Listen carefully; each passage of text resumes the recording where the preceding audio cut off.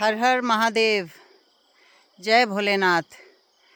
मुझे इतना अफसोस हो रहा है इस वक्त कि सोनम वांगचुक जी, जो पिछले 36 घंटे से ज़्यादा दिल्ली के बवाना जेल में अरेस्ट किए हुए हैं। डिटेन तो नहीं बोल सकते आप इसको, अरेस्ट करके जिनको वहाँ पर इस वक्त रखा हुआ है और उनके साथियों को दिल्ली की अलग अलग स्थानों पे डिटेन किया हुआ है और 36 घंटे से ज़्यादा हो गए हैं। और मुझे ये भी जानकारी मिली है कि शायद ये लोग अनशन पे भी बैठे हुए हैं। इन्होंने पिछले 2 दिन से खाना भी नहीं खाया। और आप सोचिए कि लद्दाख से चलकर 30 दिन में ये जिस भी स्टेट से गुज़रे हैं उन्होंने इनका वेलकम किया है, क्योंकि सबको मालूम है कि देश का जो हिमालय है उसकी क्या वैल्यू है। और हिमालय, जैसे कि सब लोग मैं बार बार पहले भी कह चुकी हूँ कि हिमालय हमारी वो पूजनीय जगह है जहाँ से कि सारी नदियाँ निकलती हैं। भारत देश को, और न केवल भारत को बल्कि और देशों को भी यहाँ से जल मिलता है। और जल स्रोत हमारे बंद हो जाएंगे तो आप सबको मालूम है कि हमारी अगली जनरेशन के साथ क्या होने वाला है।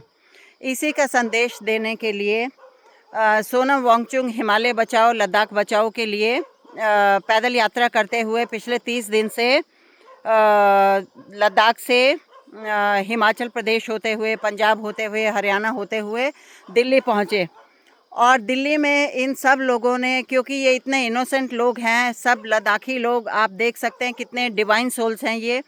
और इनको लगता था कि इनका स्वागत बहुत ही अच्छे तरीके से होगा। राजधानी में जा रहे हैं और आज देखिए गांधी जी की स्थली पर इन लोगों को पुष्प अर्पित करने जाना था और अपना शांति मार्च वहां तक लेकर जाना था।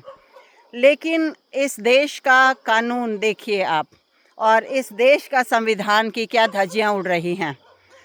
बहुत ही शर्म की बात है कि इंटरनेशनल फेम आदमी सोनम वांगचुक, जिनको कि इतने इंटरनेशनल अवार्ड्स मिल चुके हैं, जो पर्यावरणविद हैं, और उनके साथ में देश की सरकार क्या कर रही है, ये सोचनीय विषय है। मैं कह रही हूँ कि भारत देश के बुद्धिजीवियों, आप सब लोग जाग जाइए, क्योंकि अगर यहाँ के बुद्धिजीवियों पे और यहाँ के अच्छे लोगों पर अगर इस प्रकार का ये प्रहार हो रहा है, उनकी जो अपने जो उनका एक अधिकार है वो छीना जा रहा है, तो आप समझ सकते हैं कि इस देश का भविष्य कितना खतरे में है।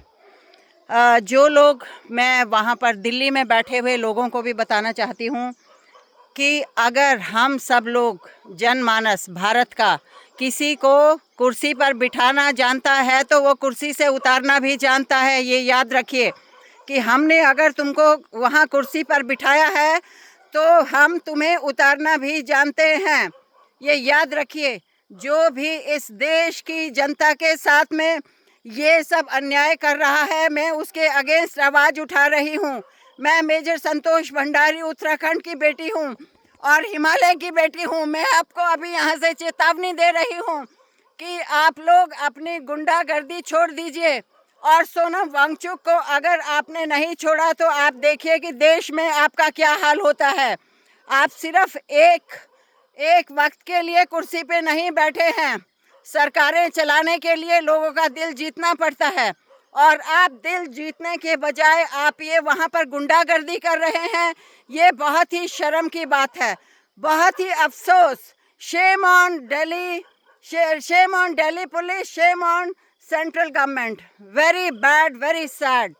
आप एक इतने बड़े आदमी जिसको कि विश्व सल्यूट करता है और आप उसका वेलकम नहीं कर सके, लेकिन उसका जो अधिकार था वो शांति मार्च कर रहे हैं। मैं आपको बताना चाहती हूँ, वो लद्दाख से लेकर 900 किलोमीटर जो इंसान, उसमें बूढ़े लोग भी शामिल हैं, उसमें बच्चे भी शामिल हैं, उसमें आप औरतें देखिए, आपने उनके छाले नहीं देखे, क्योंकि आप सब लोग तो वहाँ एसी कमरों में, सरकारी एसी कमरों में बैठे हुए हैं।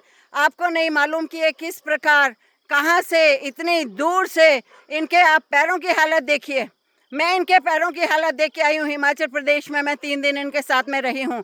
मुझे मालूम है ये कितने इनोसेंट सोल्स हैं ये सब, माला लेकर भगवान की, क्योंकि ये शांति दूत हैं, ये भगवान बुद्ध को मानते हैं और ये शांति दूत हैं। और आपने इनके साथ में कितना अन्याय किया है, इस अन्याय के खिलाफ आवाज़ उठाई जाएगी। दिल्ली वालों, आप जाग जाओ, आप कहाँ सोए हुए हैं। मुझे तो बहुत अफसोस हो रहा है कि दिल्ली के लोगों को इनकी मदद के लिए आना चाहिए। और सोनम वांगचुक जी अभी बवाना जेल में है। मेरा रिक्वेस्ट है कि प्लीज़ आप इनकी मदद कीजिए दिल्ली वालों। जय हिंद, जय भारत।